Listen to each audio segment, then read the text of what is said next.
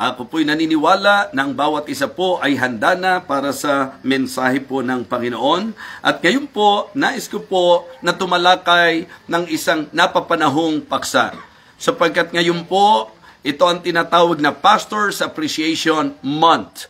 Bagamat tayo po sa ating paniniwala bilang mga Kristiyano, ang appreciation sa mga lingkod ng Panginoon, sa mga pastor, ay hindi po sa buwan lamang ng Oktubre. Ang appreciation po natin sa mga lingkod ng Diyos ay dapat lagi sa ating buhay because we believe na sila po ay gift na ibinigay ng Panginoon para sa napakahalagang misyon sa buhay po ng bawat mananampalataya. I believe with all my heart na talagang ang mga Kristiyano po ay kumikilala sa kabutihan ng Panginoon na sila po ay binigyan ng mga pastor. Kaya po ngayong umaga sa magiging pagtalakay po natin, samahan po ninyo ako sapagkat ang Biblia po ang ating batayan, ang Biblia po ang nais po nating maging sentro sa mga usapin, aral at pagtuturuan. Kaya ngayon po mga kapatid, samantalang tayo po ay sinasabayan ng mga huni ng ibon na nilikha ng Panginoon, hayaan niyo pong ang huni ng banal na Espiritu at ang pangungusap ng banal na Espiritu ang makapangyarihang makagawa sa ating mga puso at buhay. Ang ating pong magiging teksto, mga giliw na taga-subaybay, ay nasa sulat po ni Apostol Pablo sa kanyang disipulo na si Timoteo. Ang ating pong mga talata ay nasa 1 Timothy chapter 5, verses 17 and 18. 1 Timothy chapter 5, verses 17 and 18. Ang sabi po ng talata, "Let the elders that rule well be counted worthy of double honor, especially they who labor in the word and doctrine. For the scriptures say it, Thou shalt not muzzle the ox that treadeth out the corn, and the laborer is worthy of his reward." Pagpalain po ang pagbasa ng salita ng Diyos. Ngayong umagang ito, ngayong oras na ito, mga giliw na tagapakinig at taga-subaybay, nais ko pong ibahagi sa inyo bilang pagbibigay halaga sa buwan na ito na itinakda para sa mga pastor ang mensaheng pinamagatan ko pong treat them well. Treat well that rule well. Yan po ang ating magiging pag-aaral ngayon. At dito po sa ating mensahe, ang unang gusto ko pong mabigyang pansin sa usapin po ng pagtratong tama sa mga nagmiministeryong tama ay ang balanced perspective. It is good to have a balanced perspective because ang Biblia po ay nagtuturo hindi po para sa kapakanan ng pastor lamang. We will learn in this message na ang pagtratong tama sa nagmiministeryong mabuti at tama po sa atin ay isang balancing perspektibo because it is really a great blessing for the believers to have a pastor na talagang gumaganap sa gawaing ipinagkaloob ng Panginoon sa kanya. Amen? Yes, it is very important to understand and to see in a balanced perspective ang itinuturo po ng banal na kasulatan.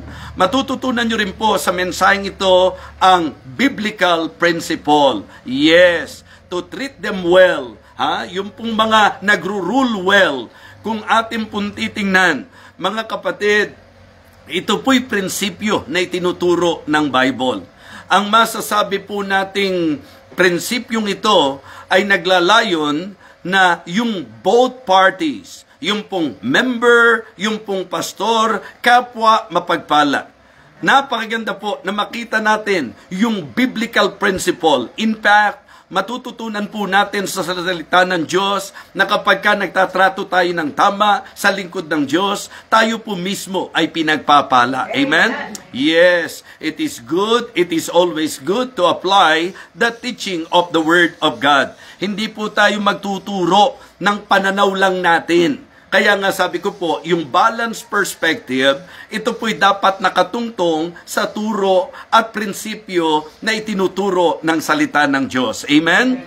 At dito po sa ating pong magiging pag-aaral, napakaganda po, natitingnan po natin ito sa tamang presentation. So what I would like to do this morning, para po sa mga nagno-notes, ganito po ang gawin natin. Ilagay po natin, number 1, yung balance principle. Importante po, o yung biblical principle, rather. Biblical principle. At ang ating pong magiging pag-aaral, yung pong titingnan natin, yung dapat na maging pananaw ng mananampalataya. So, biblical principle, believer's perspective, and balanced presentation. So, medyo ikinamada po natin ng maayos. Okay? Sa magiging pag-aaral natin, ang titingnan po natin is the biblical principle, sa tinatawag nating believer's perspective, at sa magiging pagtuturo po natin na meron pong balanced presentation. Hindi po basta pastor. Niliwanag po ng Biblia, them that rule well. Let the elders that rule well be counted worthy of double honor. Kaya po hindi tama o hindi maganda na basta dinidiin lang natin dapat sa pastor double honor. Mas maganda po doon sa talagang balanced presentation at doon sa exact presentation, because the Bible is very exact. Doon po sa kanyang sinabi, let the elders that rule well. Kaya nga, yung nagro-rule well must be treated well. Amen? Maitrato natin ng tama yung nagro-rule ng maayos, yung nangunguna na mabuti, yung gumaganap na mabuti sa kanyang gawain bilang lingkod ng Panginoon. I believe ito po ay isang bagay na ikalulugod ng Panginoon. Sa ilang mga pag-aaral, tinatalakay po natin na binigyan tayo ng pastor, iyan po ay gift, di ba? Gift from God. Sa Old Testament, behold, sabi po, I will give you pastors according to mine heart, that will feed you with knowledge and understanding. Sa New Testament po, and He gave some apostles, and some evangelists, and some pastors and teachers. Okay? And He gave some apostles, and some prophets, and some evangelists, and some pastors and teachers, for the perfecting of the saints, for the work of the ministry, for the edifying of the body of Christ. Niliwanag po natin na kaya tayo binigyan ng pastor, malinaw po mga kapatid, to guide us, to guard us, and to grow us. Amen? Yun tayo po'y gabayan, yun tayo po'y bantayan, at tayo po ay palaguin sa ating espiritual na buhay. Just try to imagine your Christian life, na wala pong pastor na mangangalaga, na walang pastor na gagabay, na walang pastor na magbabantay, at walang pastor na magpapagamit sa kalaguan ng bawat mananampalataya. Isipin po natin ang buhay natin bilang Kristiyano kung wala tayong pastor na mangangalaga po sa atin. Paano na po ang mga batang-bata at murang-murang gulang na precious rubies kung wala pong pastor na gagabay sa kanila? Baka po sila'y magpaligaw ng ganun-ganun na lamang. So, kailangan po nila ng proper guidance. Kailangan po nila ng somebody na magsasabi po sa kanila ayon sa turo ng banal na kasulatan sa mga tamang pagpapasya. Amen po ba? Yes, importante po yan. Kaya mga kapatid, mga minamahal, muli po atin pong bigyan ng emphasis ang sinabi po ng ating teksto. Okay? Let the elders that rule well be counted worthy of double honor, especially they who labor in the word and doctrine. Kaya pag may pastor kayo, pakamahalin nyo po. Pag may nag-aalaga sa inyo, i-appreciate nyo po. Kapag ka po merong nagpapagal sa inyo, itrato po natin ng tama. Itrato natin na may tamang pagrespeto. Itrato natin ng may tamang pagkilala. At atin pong pagpalain sila ayon sa kalooban po ng ating Panginoon.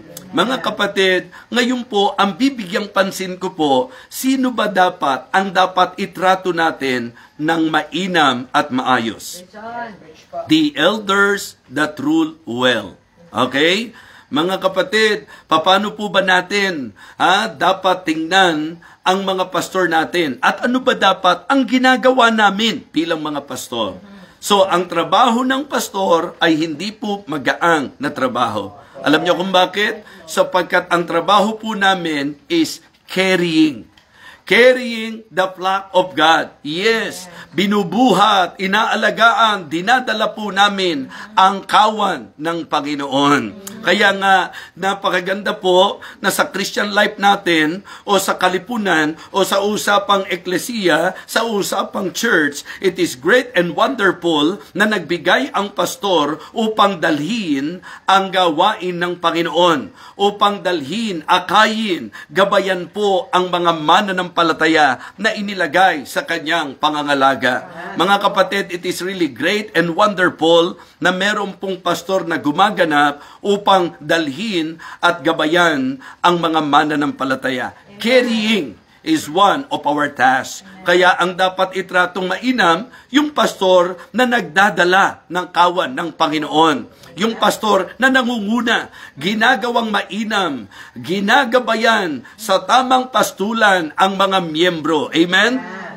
Yung pastor na nangangaral ng salita ng Diyos. The pastor who is preaching nothing but the Word of God and pleasing no other than God. Amen? But God. Ang kanyang pinibigyan ng kapurihan, ng karangalan na tayong Diyos lamang, at ang kanya pong ipinapangaral, salita ng Diyos lamang. Yun po ang karapat-dapat na itratong mainam. Yung pastor na dinadala kayo sa tamang pastulan.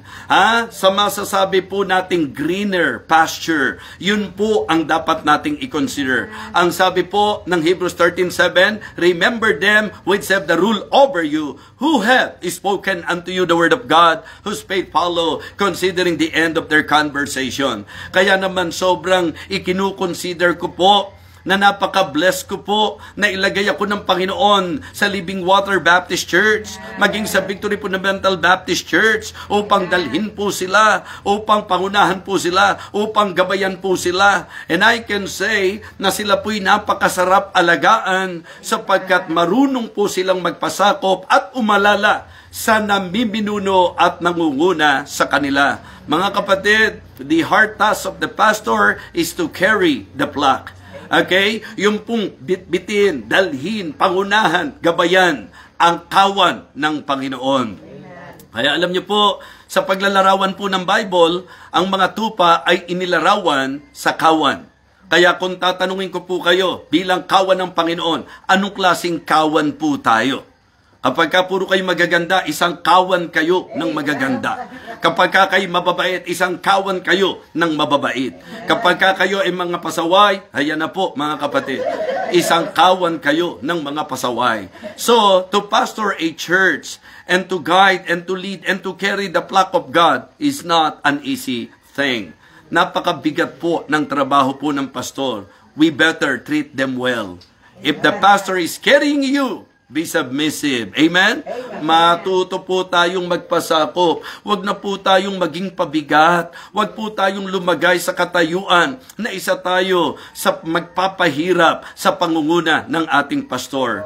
Great task. What a challenging task. Yung dadalhin mo ang kawan ng Panginoon. Gagabayan mo sila, pangungunahan mo sila patungo sa promised land. At alam naman natin ang promised land ay maturity. Ang ibig sabihin, ang sabi po ng talata, for the perfecting of the saints, meaning for the maturing of the saints. Napakahalagang bagay po niyan. So, ang trabaho ng pastor, he is carrying the flock of God. Amen?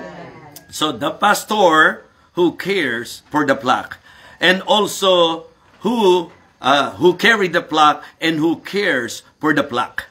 Ibig sabihin, siya po yung nangangalaga at nagmamalasakit. Isang bagay na pangunahan po kayo, pero isang bagay din po na pinagmamalasakitan kayo. Isipin niyo po, ang pastor sa katotohanan, hindi niyo naman kaano-ano. Hindi nyo po kapatid, hindi nyo po kamag-anak, hindi nyo po kadugo kung ang pag-uusapan po yung biological side. Pero siyempre po, pag pinag-usapan natin ang spiritual aspect, tayo po ay binuklod ng dugo ng ating Panginoong Hesukristo. Amen? At tayo po ay masasabi nating pamilya ng ating Panginoon. And it is really great and wonderful na may pastor na nagmamalasakit sa iyo. Yan po yung nakaka-touch sa maraming mananampalataya. Yung pastor na ikaw talaga ang concern niya. Ikaw talaga ang pinagmamalasakitan niya. Kaya nga sabi ko sa inyo, ang ating pong balanced presentation, hindi naman natin sinasabi. Kasi kung sakali man na ang pastor po, wala nang inalala, wala nang inintindi, wala nang inuuna, kundi kung ano ang pakikinabangan, kung ano ang makukuha, hindi po yun ang pangungunang tama. Sapagkat ang tunay na pastor na ibinigay ng Panginoon, sana po ang puso niya, ang compassion niya, katulad po ng compassion ng ating Panginoon. Amen? Nahandoon po ang kanyang pagmamalasakit. Ang concern po niya, kaya nga sabi ko po, ito'y lagi kong binabanggit. I do not know kung naaalala ito ng mga taga-Victory, ng mga taga-Living Water, kung kayo po'y nag-a-appreciate ng pastor at meron kayong pag-uusapan na gagawin para sa kanya. Please, please, kung ito ang magiging dahilan para magtalo-talo kayo, kung ito ang magiging dahilan para magkadeferensya kayo, better not to give me anything kung ang halaga naman ito kasiraan ng relasyon ninyo. You are always important. Di ba? Doon sa mga bagay na ibibigay nyo. You are more important to me than anything na ibibigay nyo po sa akin. Ako po'y nagpastor hindi para sa makukuha sa mga miyembro. Ako po'y nagpastor dahil tinawag po ako ng Panginoon.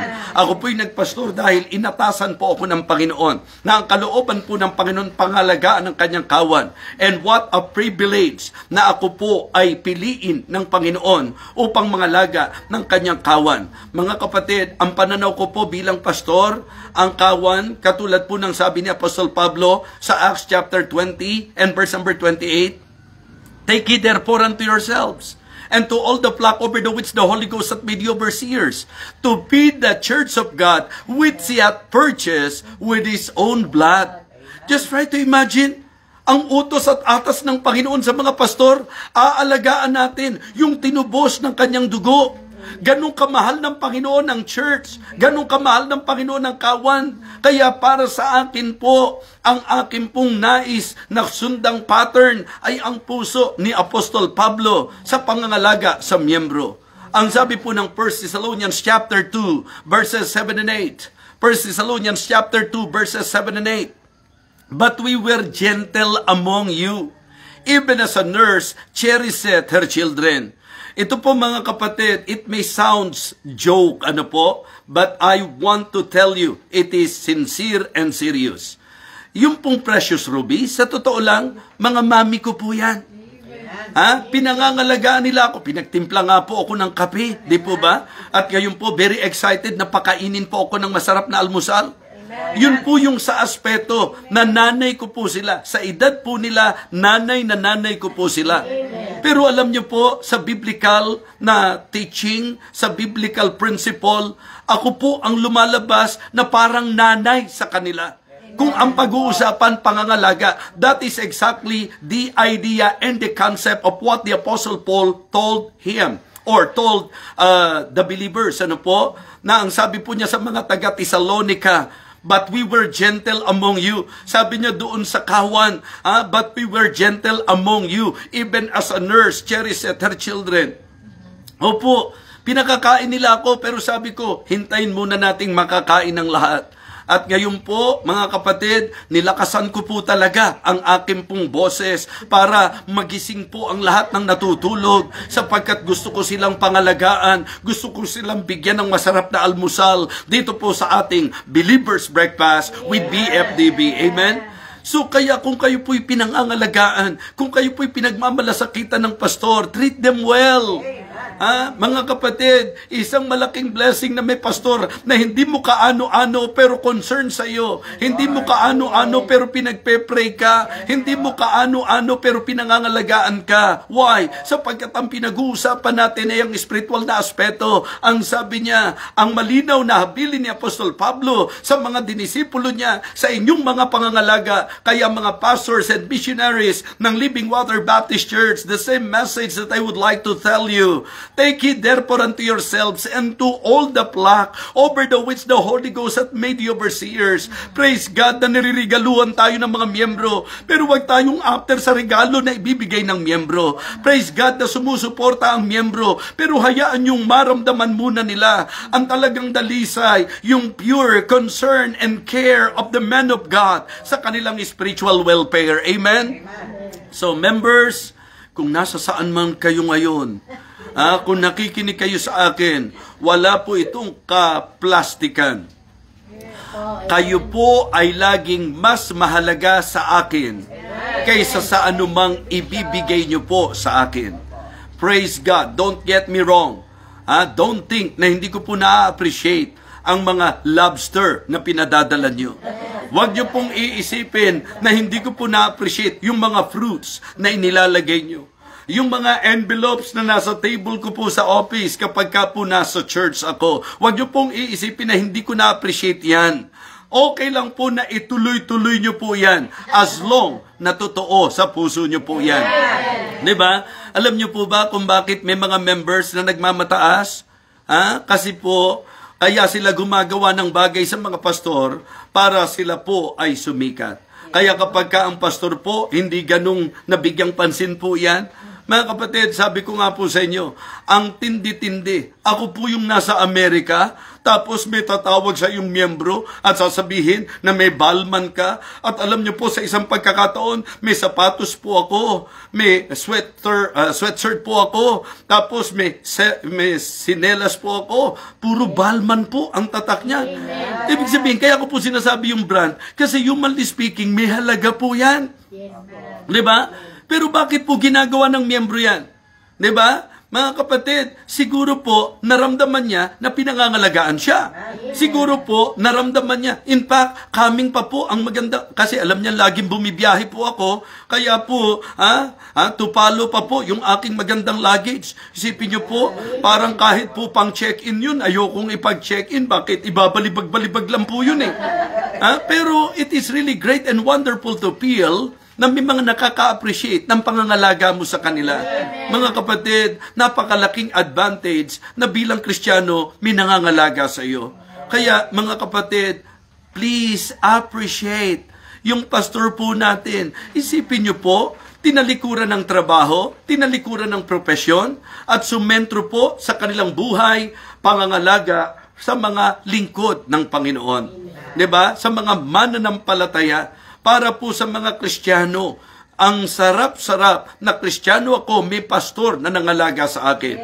Marahil po, iba-iba ang pamamaraan ng pagpapakita ng pagmamalasakit po ng inyong pastor. Pero ang ma-appreciate nyo po, pinagmamalasakitan po tayo. Yan ang dahilan kung ba't di ko makakalimutan ang pamilya Claridades. Diba? Yan ang reason kung bakit si Ma'am Melda, sobrang na-appreciate ko po siya. Because way back then, during the early years of my Christian life, I can say na hindi lang pastor ko, pati asawa ng pastor ko po. Sobra po ang pangangalaga. Sobra po ang pagmamalasakit. Siya po ay instrumento ng Panginoon kung bakit po ako ay nandirito po ngayon. Ang pastor na nag-alaga. Mga kapatid, mga minamahal, importante po na atin pong maunawaan, let the elders that rule well. Meaning to say, yung leader na dinadala ka, yung leader na pinagmamalasakitan ka. Okay? So, yun po ang tinatawag natin, carrying the flock, caring for the flock, and also correcting the flock. Diba? Importante rin po na may nagtatama sa atin pag mali po tayo. Amen? Isang bagay na dapat ma-appreciate natin. Kahit na sabihin nyo po na mga nanay-nanay ko po ang Precious Rubes, pwede ko po silang i-correct na hindi ang kalooban ng Diyos magpaligsahan kayo. Kaya bawasan nyo ng konti ang pagtatalo-talo po ninyo. Ano po? So, yung mga paalalang ganun. Mahalaga po na may nagpapaalala at may nagtatama po sa atin, mga kapatid. So, ganun din po, members, kapag kami mali kang manliligaw, ang tawag natin kasi, pagka yan ang kalooban ng Diyos, manliligaw yan. Pero pagkapadala ng dyablo yan, manliligaw yan, mga kapatid. Paano ko po ba malalaman, Bishop, kung manliligaw po? Yung kapag ka po dumating sa buhay mo, nakalimot ka na sa mga dati mong ginagawa sa Panginoon, na nabawasan na yung dati mong ginagawa sa Panginoon, na natututo ka ng lumihis, dahil lang sa manliligaw na yan. Sa ganung paraan mo malalaman yan. Kung unbeliever po yan, mag-isip ka ka ng 2 beses. Alalahanin mo yung 1, 2, 3. Mag-isip-isip. 1, 2, 3. Amen? Kaya it is good na may pastor na magsasabi sa iyo. Hindi siya kontrabida. Hindi siya KJ, mga kapatid. KJB, oo. Pero KJ, hindi. Diba? Hindi lang po pwede na ang pastor talagang maging konsentidor. Ang totoong nagmamalasakit sa iyo, ikukorek ka kung tama. Ikukorek ka para matama pala. Ikukorek ka kapag ka nagkakamali ka. Kaya sa 1 Thessalonians, hindi ko po na ituloy kanina ang aking pagbasa. So, binabasa ko pong mainam, mga kapatid. But we were gentle among you, even as a nurse cherisheth her children. Ang emphasis nito, yung care. Diba? So, being affectionately desirous of you, we were willing to have imparted unto you, not the gospel of God only, but also our own souls, because ye were dear unto us. Pagdating naman po sa verse 11, sinabi naman po na parang tatay. Diba? How we exhort everyone of you as a father doth his children. Kaya ang pastor po, nanay na nagmamalasakit, nanay sa usapan ng care, at tatay sa usapan ng correction at discipline. Diba? So bilang tatay po ninyo, didisiplinahin kayo kung kinakailangan. Kaya mga young people ho, pagka kayo paiwas, kaya natutuwa tayo Meron tayong mga young people na sa pagsisimula pa lang, nagpapagabay na. Meron po akong gustong ipag-pray, tapos yung isa naman mag-a-approach na may nagpe-pray po sa akin. Okay? So, mga kapatid, alam nyo po ba na napakaganda na may pastor na magsasabi, teka, pag-isipan mong mabuti yan, ha? Kundi mananampalataya yan, ito ang sinasabi ng Bible. Wag po kasi kapag ka pogi, nakakalimot ka na. Wag po sana kapag ka maganda, nakakalimot ka na. Wag po sana porki kontraktor, makakalimot ka na. Dapat mga kapatid, magabayan po tayo, magabayan po tayo sa buhay po natin bilang mga Kristiyano. So kaya mga kapatid, ako po, tuwan-tuwa ako sa mga mananampalataya na mahal na mahal pa rin ako kahit kinukorek ko sa kanila. Kinukorek ko po sila. So, it is really great. It is really wonderful to have a member na kinukorek mo na, niyayakap ka pa. Kinukorek mo na, pinapasalamatan ka pa. Meron po kasing mga Kristiyano na kapag ka kinukorek mo, babay na. Diba? So, pastor ka kapag ka ayon lagi sa'yo. Kaya nga, si Preacher Larry, ayan, sila pastor po, dinidiretsa ko po sila. Kasi po, gagawa sila ng magagandang bagay sa akin. Hello, shout out, Ate Lina, patotohanan nyo po ito. Diba? Ano po ang laging sinasabi ko? Pagka binibigyan nyo po ako, sana po yung mga ibibigay at ibinibigay nyo po sa akin, hindi po sana magiging dahilan yan para matikom yung bibig ko kapag may dapat akong sabihin. Sana po hindi makakapigil na sabihan ko kayo kapag ka dapat kayong sabihan, na ikorek kayo kapag ka dapat kayo ikorek. Kaya meron pong isa dyan, pariringgan ko, di po ba? Ano po ang sabi niya sa testimony? Bumabait po ako pagka nahandyan po ang bishop natin. Ate Lina, alam ng precious rubies. Di ba? Tayo-tayo lang po yun. So nakakataba ng puso na yung presensya mo, di ba, nagiging dahilan para yung pong mga nakakalimot, napapaalalahanan. Kaya, ang bait-bait ko po pag nahandyan po ang bishop natin. Bagamat alam ko po na yun po ay joke, pero meron pong hapyaw ng kanya pong pagpapahayag na ang ibig niyang sabihin, talagang nahandoon siya sa katayuan na talagang pag kinurek na siya ng pastor niya, talagang makikinig na po siya. Mga kapatid, mga minamahal, it may sounds negative, but I am very positive to know na may mga members na habang kinukorek mo, lalo kang minamahal. Amen? At mga miyembro, disadvantage nyo po kapag ka ang pastor napipigilan na sabihin yung dapat yung malaman. Diba?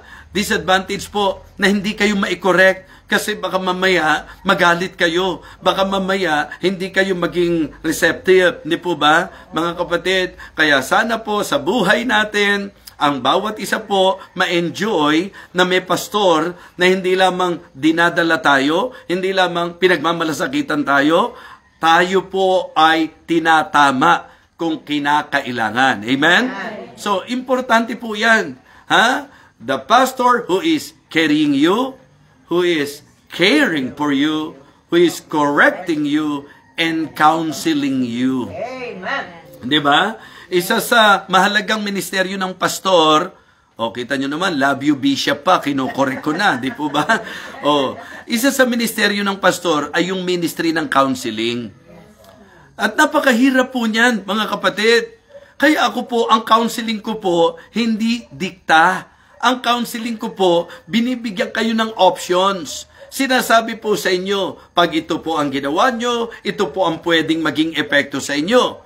Kapag ginawa nyo po ito ang magandang maidudulot nito. Pagka itinuloy nyo po yan, ito po ang posibleng kahihinatnan. So napaganda na may pastor, nagagabayan kayo at papayuhan kayo. Ako, ang maipapayo ko kapatid, kapag walang kapayapaan ng Diyos, huwag mong gagawin. Kapag alam mo nang maglalayo sa Diyos, huwag mo nang gagawin. Okay? Yun po ang payo ng pastor. Kahit nga pag kami nag-a-abroad tayo, pag may nag-a-abroad po sa atin, ang ibinibigay ko pong payo, unahin mo na sa lugar na pupuntahan mo, ang isecure mo, yung altar mo para sa Panginoon. Sa mga nasa abroad dyan, sabihin nyo po, hindi ba totoo na sa lahat ng aalis sa inyo, ang unang payo ko po, secure your altar. Na katulad po ng ginagawa ni Abraham, na kahit siya pumunta sa kung saan-saan, altar ang unang sinisecure niya. Sa mga pastor na nakikinig, wag ko kapag kami mag-a-abroad, sukat ng paa kaagad ang ibinibigay po natin. Di ba? Wag naman po kaagad tithes and offering na kaagad ang idinidiin natin. Hindi pa nga po nagsisimula ng trabaho, tithes and offering na kaagad. Di ba? Paramdam nyo naman na talagang, okay, anak, sa magiging pag-alis mo, lagi mong panghawakan na Diyos ang kasama mo. Lagi mong tandaan na may pastor na nagpe-pray sa iyo. Lagi mong tandaan na talagang ang concern na dapat unahin mo yung altar mo. Hanap ka ng church doon, pero huwag kang a-attend agad. Hayaan mo munang gabayan ka ng pastor. Baka kilala natin yung pastor, mai-endorso pa kita. Amen? So mga kapatid, mga minamahal, importante po na maramdaman natin na ang pastor ay nagbibigay payo sa bawat isa sa atin. Okay? Caring, counseling, correcting, and comforting. Amen? Naku, sa buhay Kristiyano may matitinding laban, may mga matitinding karanasan. Ang sarap-sarap po na may pastor kayo na kung saan inaaliw kayo sa mga panahon na kayo po'y nabibigatan. Amen? Opo, may mga member kasi na talagang kailangan din na may tengang makikinig sa kanila. At meron pong, kasi yun po yung dahilan kung bakit ang laging prayer ko sa Panginoon, wisdom. Okay? In principle, that is actually good that like Solomon, sa leadership, ang hihingin mo sa Diyos, wisdom. Amen. Opo, wag lupat bahay. Wag po kotse, wag kung ano-ano po. Ang hingin natin sa Panginoon, wisdom. Para po mapangalaga ng miyembro. Alam nyo po, pagka napangalaga ng miyembro, hindi nyo masasabi kung ano ang gustong, ang i-accomplish ng Panginoon sa pamagitan ng mga miyembro na na-appreciate kayo at itatrato kayong tama. Amen? Them that rule well must be treated well. So wag po ngayon, pastor tayo, yung lagi pangas natin, pastor ako, double honor, di ba? Minsan ganun kaagad Yung konteksto, malinaw. The elders that rule well be counted worthy of double honor. So yung double honor, ang sabi po, ibibigay yan dapat sa mga pastor na nagro-rule well. Yung pastor na nagke-carry sa'yo. Yung pastor na nagke-care sa'yo. Yung pastor na nagko-correct sa'yo. Yung pastor na nagka-counsel sa'yo. At yung pastor na nagko-comfort sa'yo. Amen? Opo, ang sarap-sarap na meron kang nahihingahan sa panahon ng iyong kabigatan. Kasi may mga times po, sabi ko nga, sa mga kapwa natin pastor, hindi ba pag kami mentoring tayo, may mga times na hindi kailangan ng miyembro sermon. May mga times, ang kailangan lang nila, yung makakaunawa sa kanila, yung makikinig sa kanila, yung tatapik sa balikat nila. Huwag sa bato, kasi babatukan po yan Yung tatapik sa balikat nila, yung bang sa bigat na nararamdaman mo, Di ba? May mga pagkakataon po kasi, members hindi naman para konsintihin ko kayo. Kaya lang may mga pagkakataon na ang miyembro bigat na bigat, tapos pagdating sa church, nadagdagan pa yung bigat. Di po ba? Masarap sana na ang membro sa kabigatan niya, pagka umati ng church, nagagaangan siya. Kaya natutuwa po ako doon sa mga members, naku, pastor, eksakto po. Yan po talaga ang kailangan ko po. Yan ang mensaheng kailangan ko. Iba talaga na mag-comfort ang Panginoon. Amen? So yung divine comfort, and that is one thing na dapat medyo ipag-pray. Wisdom po ang kailangan para ma-discern po natin. Hindi sa lahat ng pagkakataon pagagalitan ang miyembro. May mga pagkakataon kailangan siguro pakinggan lang sila. Kailangan lang po mabigyan sila ng pagkakataon na masabi nila kung anong gusto nilang sabihin. And that is actually the kind of relationship na gusto ko pong nangyayari sa church. Na hindi napipigilan ng member kung may gusto silang sabihin. Yun talagang kapag gusto nilang maghinga. Hindi po yung hiningahan ka ng miyembro, pagdating sa pulpito, siya natapik mo. Shout out mga pastor. Hindi po ba? So, one thing na dapat ma-avoid po namin bilang mga pastor, yung gamitin po namin ang pastor, ang pulpito, gamitin ng pastor ang pulpito sa pamemersonal. Alam nyo po, alam ng Banal na Espiritu ang kanyang trabaho. Kaya hindi ko po tinatrabaho yung Banal na Espiritu. Ang binigay na trabaho sa akin, mangaral. Ang binigay na trabaho sa akin, correction. Ang binigay na trabaho sa akin, comforting. Ang binigay na trabaho po sa akin, counseling. Ang ibinigay na trabaho po sa akin, mga kapatid, challenging. Yun po ang trabaho. Mangangaral po ako. At ang Banal na Espiritu ang siyang aabot sa bawat makikinig. Ibang-iba kapag ka-conviction.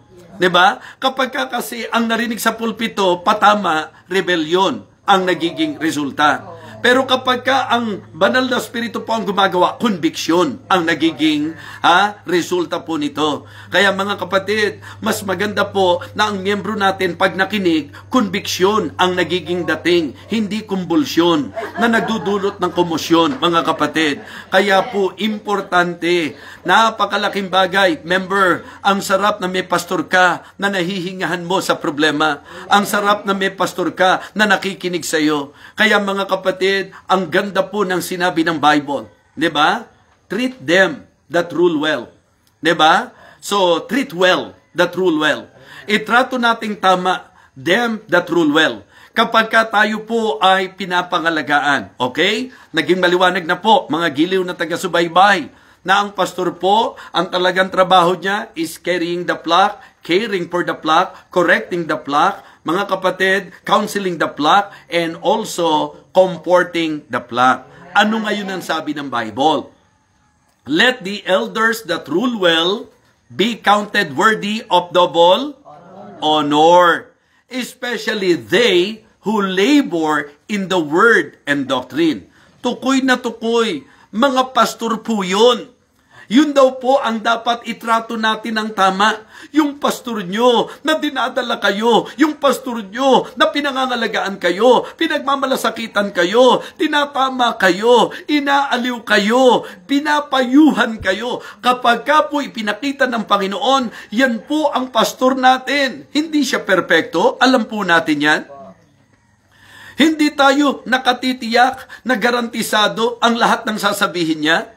Pero ang unang pagbabatayan natin dito, yung maramdaman nyo po na nagmamalasakit siya sa inyo.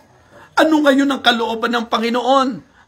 Let the elders that rule well be counted worthy of double honor. Actually po, sa konteksto, yung honor po dyan, honorarium.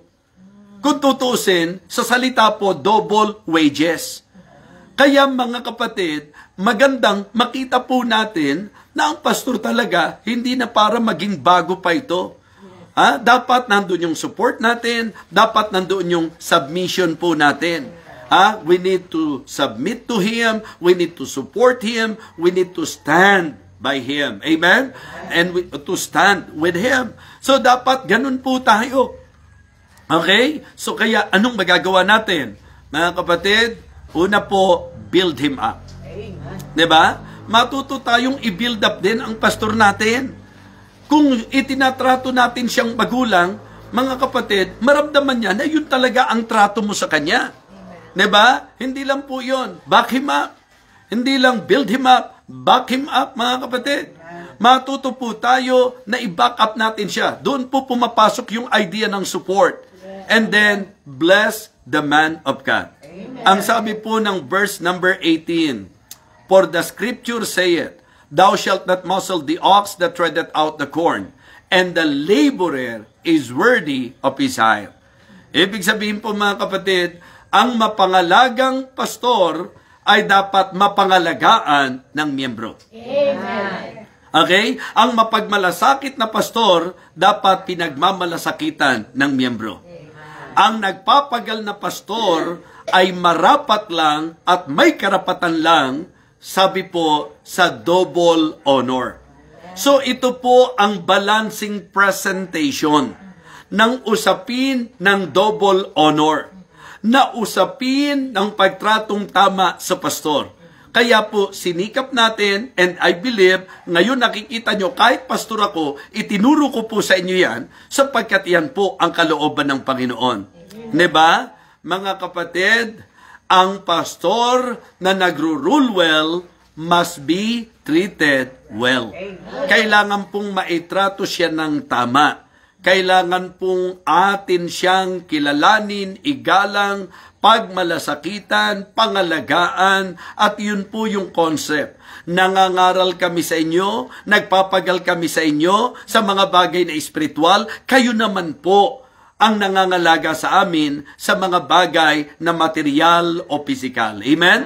Importante po yan. Kaya kung kayo po'y mga members, nakitang-kita nyo naman kung gaano nagpapagal ang pastor ninyo. Napakaganda po. I-build up nyo siya, i-back up nyo siya, at i-bless nyo siya. Amen? I-bless natin. Huwag po nating ilalagay ang sarili natin sa kalagayang magiging bigat sa ministeryo ng Panginoon. And that is one thing na gusto ko pong aminin po sa inyo, that the good thing about the people na inilagay po under my care, hindi po nila ako na-appreciate lang kapag ka po Oktobre. Diba? Hindi lamang po month of October ang kalooban ng Diyos na pag-appreciate. Buong buhay mo bilang Kristiyano, you should appreciate the man of God na inilagay sa harapan mo. At dapat, malinaw po sa atin, if you really believe and if you feel that your pastor is ruling you well, diba? Ruling well, okay? We need to treat them well. Give them double honor. Amen? Let the elders that rule well be counted worthy of double honor, especially they who labor in the word and doctrine. For the scripture saith, thou shalt not muzzle the ox that treadeth out the corn, and the laborer is worthy of his reward. Gusto ko po sigurong sa closing natin, i-quote po ang mga paalala sa miyembro kung ano tayo dapat sa pastor natin. Hebrews 13:7, remember them which have the rule over you, who have spoken unto you the word of God, whose faith follow, considering the end of their conversation. Sa verse number 17, obey them that have the rule over you, and submit yourselves, for they watch for your souls, as they that must give account, that they may do it with joy and not with grief, for that is unprofitable for you. 1 Thessalonians chapter 5, verses 12 and 13, and we beseech you, brethren, to know them which labor among you, and are over you in the Lord, and admonish you, and to esteem them very highly in love for their work's sake, and be at peace among yourselves. Amen? And in our text, 1 Timothy 5:17 and 18, sinabi ko na po sa inyo kanina. Sige nga, sabay-sabayan nyo nga po ako. Let the elders that rule well be counted worthy of double honor, especially they who labor in the word and doctrine. For the scripture saith, thou shalt not muzzle the mouth of the ox that treadeth out the corn, and the laborer is worthy of his reward. Them that rule well must be treated well. I hope and I pray na ang ating pong naging araling ito ay magdadala po sa relasyong pang-iglesia, sa mabuting relasyon ng pastor at miyembro. Na ang pastor mangangalaga sa miyembro at ang miyembro mangangalaga sa kanilang pastor. Na ang pastor magmamalasakit sa kanyang miyembro at ang mga miyembro magmamalasakit sa kanyang pastor. na ang pastor magpapala sa kanyang mga miyembro at ang mga miyembro magiging pagpapala at magpapala sa kanilang pastor. Wow! Kung ia-apply lang po ng mga churches ang ganito pong bagay, naniniwala po ako na ang church ay magiging enjoyable church para sa atin. Encouraging church para sa atin. At masasabi po natin mga kapatid na ang church na ito ay magiging example, exemplary church. Amen? So kaya ngayon pong umaga, ipag-pray natin sa Panginoon. At dahil narinig mo ang mensaheng ito, this is a good reminder and a good opportunity for you na talagang iparamdam mo sa pastor na nagpapagal sa iyo, na talagang siya ay tinatrato mo ng tama. Ito po'y magandang pagkakataon, i-approach natin ang pastor natin, i-apply natin ang message na ito, at kung magkakasama kayo ngayon, pakainin nyo siya ng masarap na almusal, alagaan nyo po siyang mabuti, yan po ang maliwanag na parinig. Ito ang tinatawag na pagpaparinig sa mga miyembro. Okay? So, sige po, manalangin po tayo. Dakilang Diyos, maraming salamat po. Tunay na napakabuti mo po sa amin. We really praise you, Heavenly Father, because of your wisdom. Alam mo po sa naging disenyo mo, na ang tunay na ligtas, hindi po pwedeng walang church. Ang tunay na ligtas ay kinakailangan ng kalipunan. At ang bawat kalipunan ay nangangailangan ng pastor. And it is indeed a great blessing na sa Christian life namin, may pastor po kami na nagdadala at nangunguna sa amin. May pastor po kami na nagmamalasakit po sa amin. May pastor kami na nagtatama at nagtutuwid po sa amin. May pastor kami na nagpapayo po sa amin. At may pastor po kami na umaaliw at nagbibigay ng kagaangan sa amin. O Diyos, hiling ko po na ang mensaheng ito ay magpalago sa aming buhay pananampalataya. Ang mensaheng ito nawa magpatibay ng relasyon sa gawain sa bawat iglesia. Nawa ang mensaheng ito ay nagturo kung paano dapat magtrato ng iyong lingkod. Nawa nagpaalala rin po sa aming mga pastor kung ano kami marapat sa iyong kawan na ipinagkatiwala sa amin. Thank you so much, Heavenly Father, for putting us into your ministry. Thank you so much for giving us this great privilege, O God. Lord, we pray for your enabling grace. We pray, Heavenly Father, that you will continue to give us wisdom and guidance para po kaming mga pastor makaganap ng naaayon sa iyong kalooban.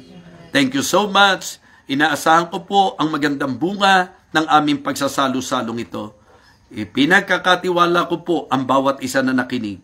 Ito po, O Diyos, ang aking panalangin sa dakilang pangalan po ng aming Panginoong Jesus. Amen.